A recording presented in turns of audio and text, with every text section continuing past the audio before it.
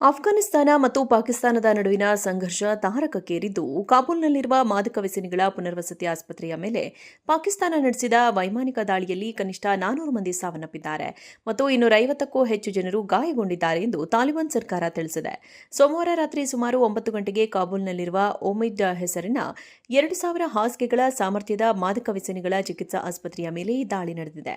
ಆಸ್ಪತ್ರೆಯ ಬಹುಪಾಲು ಕಟ್ಟಡಗಳು ಧ್ವಂಸವಾಗಿದ್ದು, ಮೃತರ ಸಂಖ್ಯೆ ಇನ್ನೂ ಹೆಚ್ಚಾಗುವ ಸಾಧ್ಯತೆ ಇದೆ ಎಂದು ತಾಲಿಬಾನ್ ವಕ್ತಾರ ಹಮ್ದುಲ್ಲಾ ಫಿತ್ರತ್ ಆತಂಕ ವ್ಯಕ್ತಪಡಿಸಿದ್ದಾರೆ. ಆದರೆ ಪಾಕಿಸ್ತಾನ ಈ ಆರೋಪವನ್ನು ತಿರಸ್ಕರಿಸಿದೆ. ತಾವು ಕೇವಲ ಭಯೋತ್ಪಾದಕರ ಅಡಗು ತಾಣಗಳು ಮತ್ತು ಮಿಲಿಟರಿ ನೆಲೆಗಳನ್ನು ಗುರಿಯಾಗಿಸಿಕೊಂಡು ದಾಳಿ ಮಾಡಿದ್ದೇವೆ ಎಂದು ಹೇಳಿಕೊಂಡಿದೆ. ನಾಗರಿಕರಿಗೆ ಯಾವುದೇ ಹಾನಿಯಾಗಿಲ್ಲ ಎಂದು ಪಾಕಿಸ್ತಾನ ಸಮರ್ಥಿಸಿಕೊಂಡಿದೆ.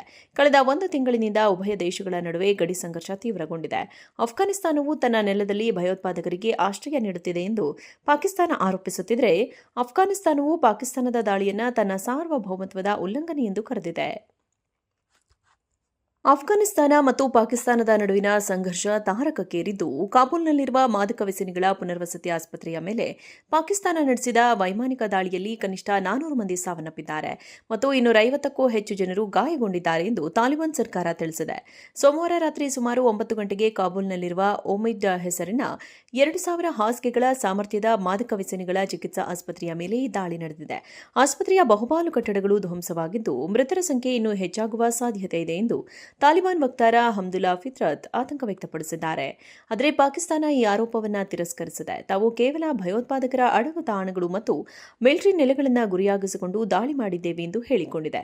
ನಾಗರಿಕರಿಗೆ ಯಾವುದೇ ಹಾನಿಯಾಗಿಲ್ಲ ಎಂದು ಪಾಕಿಸ್ತಾನ ಸಮರ್ಥಿಸಿಕೊಂಡಿದೆ. ಕಳೆದ 1 ತಿಂಗಳಿನಿಂದ ಉಭಯ ದೇಶಗಳ ನಡುವೆ ಗಡಿ ಸಂಘರ್ಷ ತೀವ್ರಗೊಂಡಿದೆ. ಅಫ್ಘಾನಿಸ್ತಾನವು ತನ್ನ ನೆಲದಲ್ಲಿ ಭಯೋತ್ಪಾದಕರಿಗೆ ಆಶ್ರಯ ನೀಡುತ್ತಿದೆ ಎಂದು ಪಾಕಿಸ್ತಾನ ಆರೋಪಿಸುತ್ತಿದ್ದರೆ, ಅಫ್ಘಾನಿಸ್ತಾನವು ಪಾಕಿಸ್ತಾನದ ದಾಳಿಯನ್ನು ತನ್ನ ಸಾರ್ವಭೌಮತ್ವದ ಉಲ್ಲಂಘನೆ ಎಂದು ಕರೆದಿದೆ. ಅಫ್ಘಾನಿಸ್ತಾನ ಮತ್ತು ಪಾಕಿಸ್ತಾನದ ನಡುವಿನ ಸಂಘರ್ಷ ತಾರಕಕ್ಕೇರಿದ್ದು, ಕಾಬೂಲ್ನಲ್ಲಿರುವ ಮಾದಕ ವ್ಯಸನಿಗಳ ಪುನರ್ವಸತಿ ಆಸ್ಪತ್ರೆಯ ಮೇಲೆ ಪಾಕಿಸ್ತಾನ ನಡೆಸಿದ ವೈಮಾನಿಕ ದಾಳಿಯಲ್ಲಿ ಕನಿಷ್ಠ 400 ಮಂದಿ ಸಾವನ್ನಪ್ಪಿದ್ದಾರೆ ಮತ್ತು 250ಕ್ಕೂ ಹೆಚ್ಚು ಜನರು ಗಾಯಗೊಂಡಿದ್ದಾರೆ ಎಂದು ತಾಲಿಬಾನ್ ಸರ್ಕಾರ ತಿಳಿಸಿದೆ.